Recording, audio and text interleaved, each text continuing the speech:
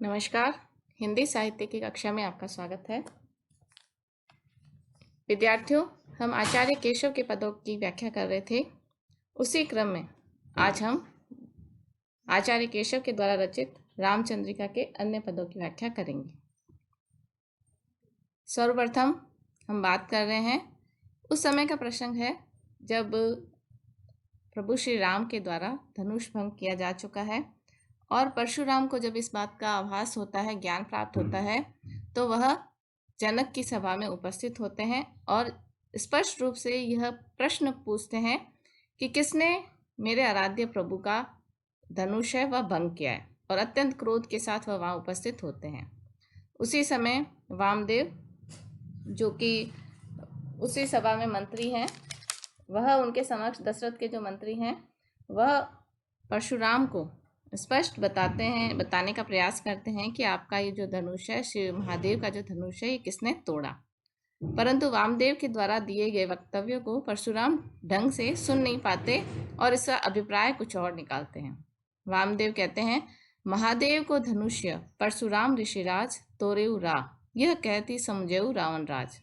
वामदेव जो ये बताते हैं परशुराम को कि आपके महादेव के इस धनुष को परशुराम, श्रेष्ठ ऋषियों के महाराज परशुराम, आपके महादेव के इस धनुष को रा ऐसा बोलते ही परशुराम ये स्पष्ट आशय निकालते हैं कि रा का अभिप्राय है रावण, क्योंकि उपस्थित सभा में रावण को वह सर्वाधिक बलशाली समझते हैं और उस सभा में रावण ही है जो इसे धनुष को भंग कर सके, ऐसा परशुराम को आभासित होता है। और इसलिए वामदेव के द्वारा रा शब्द बोलने से ही परशुराम इस बात का निश्चय कर लेते हैं कि यह धनुष रावण ने तोड़ा है।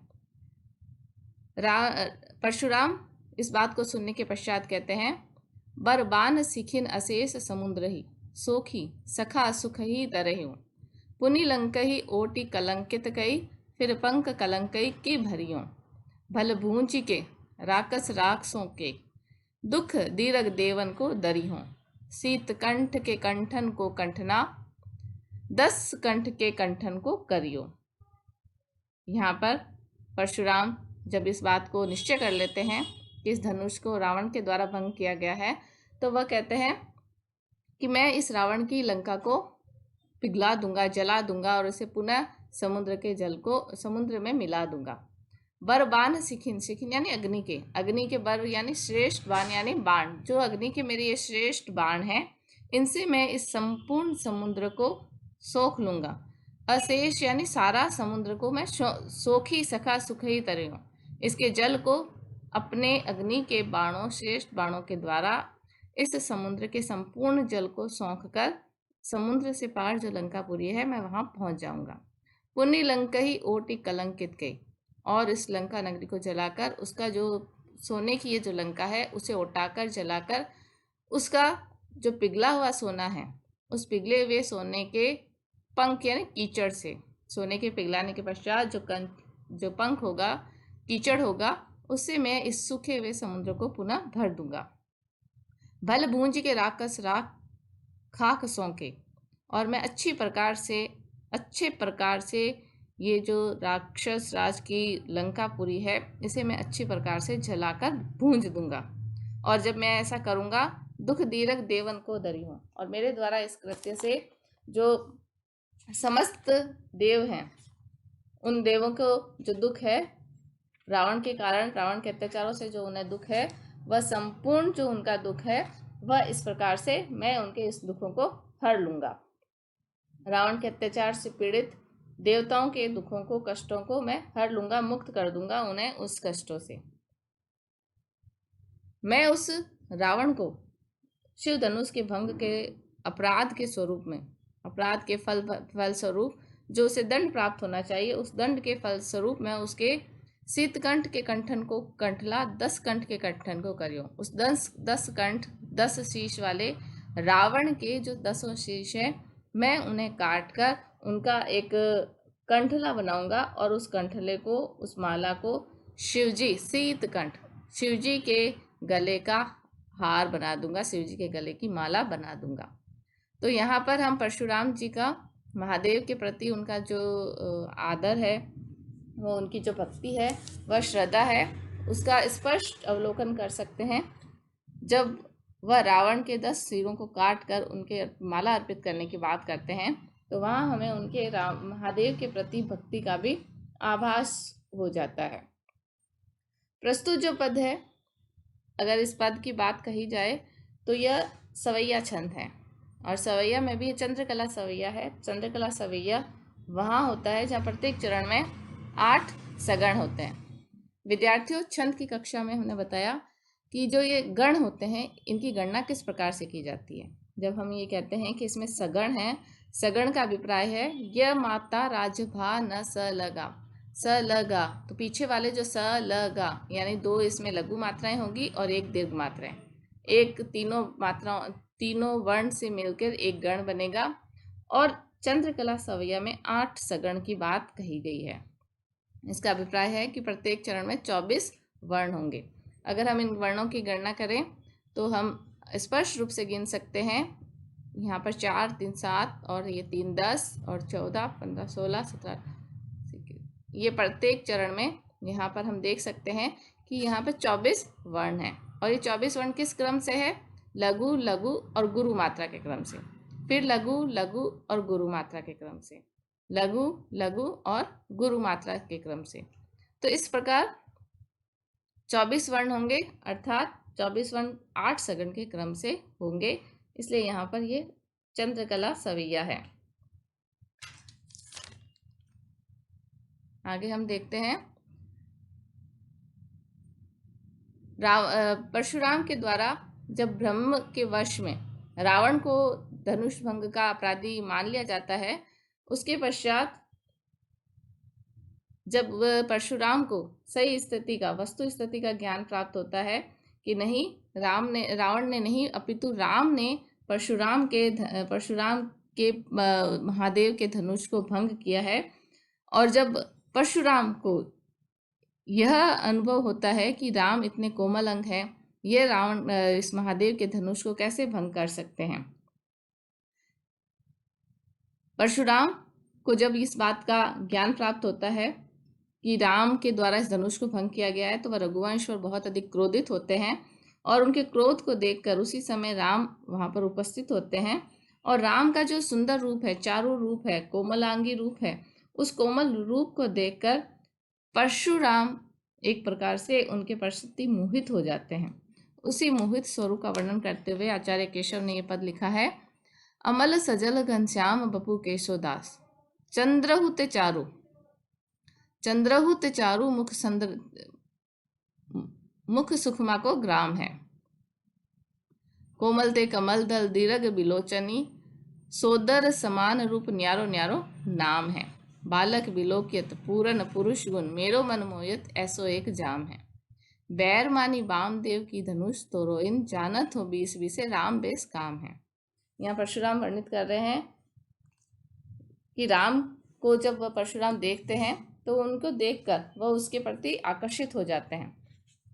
उनका जो स्वच्छ रूप है, अमल सजल, स्वच्छ निर्मल, बारिश से भरे हुए बादलों के समान उनके शरीर को देखकर केशवदास कहते हैं कि उसके राम के सुंदर स्वच्छ पानी से भरे हुए बादलों के समान सुंदर राम का शरीर उन्हें प्रतीत होता है।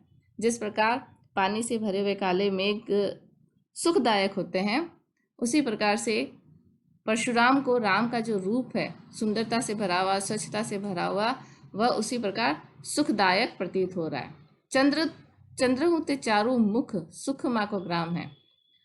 उन्हें ऐसा आभासित होता है कि उनका जो रूप है वह चंद्रमा से भी अधिक सुंदर है, उनका मुख चंद्रमा से भी अधिक सुंदर है।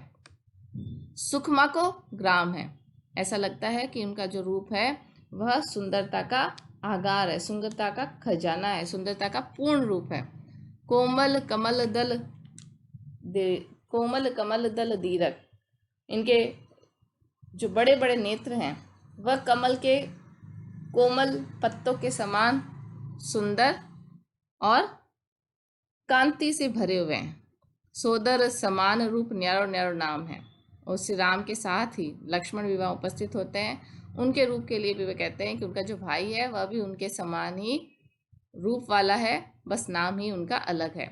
बालक विलोकित पूरन पुरुषगण, उस राम के रूप में बालक को देखकर तो ऐसा लग रहा है कि जैसे ये पूर्ण पुरुष का ही रूप है। उसको देखने से विष्णु के रूप का आभास होता है, तो प्रतीत होता है कि जैसे विष्णु ही इस रूप में यहाँ पर उपस्थित हैं। उसमें पूर्ण पुरुष विष्णु के गुण उन्हें प्रतीत होते हैं। मेरो मन मोहित ऐसो एक याम है, ये जो सुंदरता से भरा हुआ इनका रूप है, ये मेरे मन को भी मोहित कर रहा है। बैरमानी वामदेव की धनुष तो रोइन जानत हो बीस बीसे राम बेस काम है। एक कथा प्रचलित है कि जो काम है वह शिव के शत्रु हैं। ऐसा इसलिए शत्रु वह इसलिए बने, महादेव काम के देव के शत्रु इसलिए बने क्योंकि कामदेव ने एक बार देवताओं का द्वारा अनुभव करने पर शिव जी की तपस्या में भंग उपस्थित किया था, भंग उत्पन्न करने का प्रयास किया था, और जिसके कारण शिव जी ने अपने तीसरे नेत्र की ज्वाला से कामदेव को भस्म कर दिया था। तो परशुराम जी इस समय ये आभास कर रहे हैं, इस समय ये अनुभव कर रहे हैं, इस समय एक प्रकार का संदेह व्यक्त कर रहे हैं कि राम का जो रूप है वह इतना सुंदर है, तो ऐसा लगता है कि जैसे कि कामदेव है वह ही अपने उस बैर का बदला लेने के लिए महादेव के धनुष को तोड़ने के लिए यहाँ आ गए। राम के वेश की सुंदरता को दिखाने के लिए आचार्य केशव ने यहाँ राम को वामदेव के समान, वामदेव अर्थात कामदेव के समान सुंदर रूप में प्रस्तुत किया है। तो इस प्रस्तुत पद में मुख्य रूप से जो बात कही गई है वह राम की सुंदरता की बात कही गई है। परशुराम राम को कभी विष्णु के गुणों से पूर्ण देख रहे हैं, उनकी सुंदरता को देखकर उन्हें कामदेव का आभास हो रहा है। और यहाँ पर हम देख सकते हैं कि यहाँ अंतिम जो पंक्तियाँ हैं उनमें अनुमान अलंकार है। कैसा इसलिए हुआ क्योंकि यह कारण था, अनुमान के पीछे कोई कारण है और उस कारण के कारण वह अनुमान लगा रहे हैं कि इसीलिए कामदेव ने राम का रूप बनाकर शिव के धनुष को तोड़ा है, क्योंकि उसके प्रति बैर है। परंतु राम उस समय उपस्थित होते हैं, परशुराम के क्रोध को देखकर शांति के साथ उपस्थित होते हैं और परशुराम को सही बात बताने का प्रयास करते हैं। टूटे टूटन हार तलो, इससे पहले वाला ये जो पद है यहाँ पर हम कुछ अलंकारों की बात भी करते हैं कि जैसे चंद्रौत चारुमुख, चंद्रौत चारुमुख, यहाँ पर चंद्रमा से भी सुंदर मुख की बात कही गई, राम का मुख चंद्रमा से भी सुंदर है, तो यहाँ हम व्यतिरेक अलंकार की बात कह सकते हैं, यहाँ व्यतिरेक अलंकार है। अगला पद राम का वक्तव्य है, राम का संवाद है। टूटे टूटन हार तरु वायु दीजत दोष, त्यों अब हर के धनुष को हम पर कीजत रोष, हम पर कीजत रोष काल गति जानी न जाए, होनहार हवे रहे मीटे मेटी न मिटाए, होनहार हवे रहे मोद मत सबको छूटे, होए तिनुका वज्र वज्र तिनुका हुए टूटे। राम जब देखते हैं कि परशुराम अत्यधिक क्रोधित है और उन्हें संबोधित करते हुए, उन्हें समझाते हुए वह उन्हें शांत करना चाहते हैं, और इसी क्रम में श्री राम कहते हैं कि जो पेड़ टूटने योग्य होते हैं वह टूटते ही हैं, जब वायु तेज होती है तो वह पेड़ टूटते ही हैं, और व्यर्थ में ही इसका दोष वायु को दिया जाता है, हवा को दिया जाता है कि तूफान आने से, हवा तेज होने से यह पेड़ टूट गया, और वास्तविक रूप से तो वह पेड़ टूटने योग्य ही था। त्यों अब हर के धनुष को हम पर कीजिए रोष, और उसी प्रकार से ये जो हर्द का धनुष है, महादेव का धनुष है, ये भी टूटने योग्य था और इसलिए वह टूट गया। आप व्यर्थ में ही हम पर क्रोध कर रहे हैं। काल गति जानी न जाए, होनहार हवेरे मीटे मेटी न जाए। राम यहाँ पर स्पष्ट रूप से कहते हैं कि संसार में जो समय की गति के साथ जो होना है वह अवश्य ही होगा, और उस समय की गति को कोई भी जान नहीं सकता। काल की गति को या समय, परिवर्तनशील समय की गति को कोई भी जान नहीं सकता है। जो होना है, जो घटित होना है, जो नियत है, वह होकर ही रहता है, और इसी क्रम में इस धनुष का टूटना भी नियति था, इसलिए वह होकर ही रहा। होनहार हवे रहे मिटे मेटी ना मिटाए, होनहार हवे रहे मोह मत सबको छूटे। राम यहाँ पर बता रहे हैं, नियति या भाग्यवादिता की बात कर रहे हैं और कह रहे हैं कि जो नियति में लिखा है, जो होनी में लिखा हुआ है, वह अवश्य ही होकर रहता है, उसे किसी भी प्रकार से मिटाया नहीं जा सकता। आप यहाँ उपस्थित होकर क्रोध कर रहे हैं कि ये धनुष भंग करने वाले को आप दंडित करेंगे, परंतु संसार की ये जो गति है यह अपने नियम से स्वतः ही चल रही है, इसमें आपके या मेरे कहने से कुछ भी बदलाव संभव नहीं है। होनहार बलवान होने पर अत्यधिक जो कृश, अत्यधिक कमजोर जो तिनका है वह वज्र के समान मजबूत बन सकता है, कठोर बन सकता है, और जो वज्र है, पत्थर है, वह तिनके के समान कमजोर बनकर टूट सकता है। तो ये सब नियति के अधीन है, यह किसी एक व्यक्ति या मनुष्य का कर्म नहीं है, नियति के द्वारा यह कहा गया था और नियति के अनुकूल ही यह सब कुछ हुआ है। इस पद में प्रमुख जो बात है वह देखते कि कुंडलिया छंद में लिखा हुआ पद है। कुंडलिया छंद है वह दो छंदों का संयुक्त रूप होता है, जिसमें दोहा और रोला छंद के मेल से इसका निर्माण होता है। दोहा के अंत के शब्द रोला के आरंभ में और रोला के अंत के कुछ शब्द दोहे के आरंभ में होते हैं। जैसे कि हम इसमें देख सकते हैं कि प्रारंभिक जो चरण है, दो पद हैं, वह दोहा के हैं, दोहा के जो नियम है उसके अनुसार है, और इसके जो अंतिम शब्द है हम पर कीजत रोष, यह रोला के प्रारंभ में होते हैं, और रोला के अंत के जो शब्द हैं वह दोहा के प्रारंभ में हम देखते हैं कि स्पष्ट रूप से दिखाई दे रहे हैं। दोहा छंद हमें पता है कि इसके विषम चरण में 13 और सम चरण में 11 मात्राओं से दोहा बनता है, और उसी क्रम में आगे के क्रम में जो रोला छंद है वह 4 चरण है, वह रोला के, इसमें कुंडलिया में 4 चरण रोला के होते हैं, जिसमें प्रत्येक चरण में 24 मात्राएं होती हैं। आगे का पद हम पढ़ते हैं।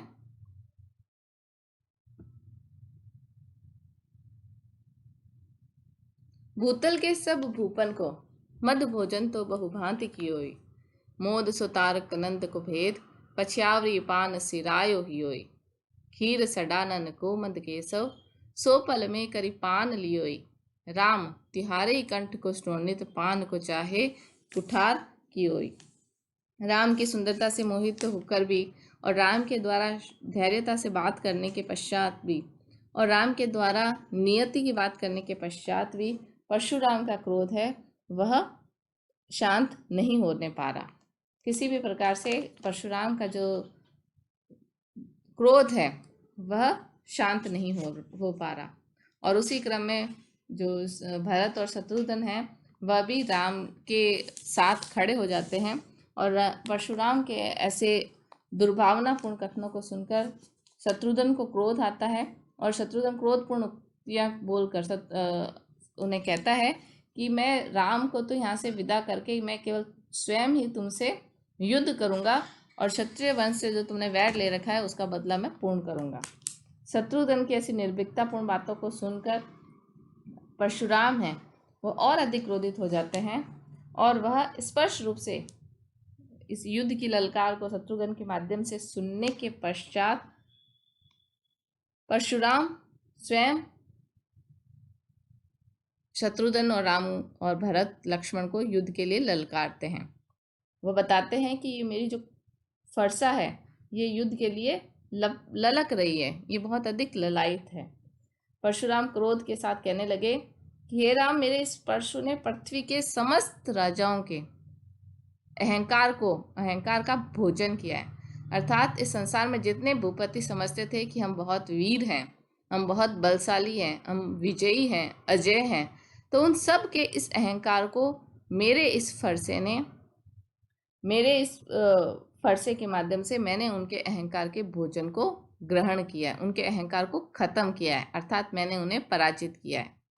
मोद सो तारक नंद को भेद, मोद यानी खुशी के साथ इन्होंने इस मेरे फरसे ने तारकासुर के पुत्र की तारकानंद को भेद पछयावरी पान सिरायो हियो, उनके तारकानंद को भेद कर उसके तारकानंद के पुत्र की चर्बी को, पछयावरी यानी खाने के पश्चात जो पदार्थ खाया जाता है, अर्थात रायता या दही जैसी कोई चीज, तो वह उसके समान मैंने उस तारकानंद के चर्बी को पान किया है। मेरे इस फरसे ने तारकानंद की चर्बी का पान किया है।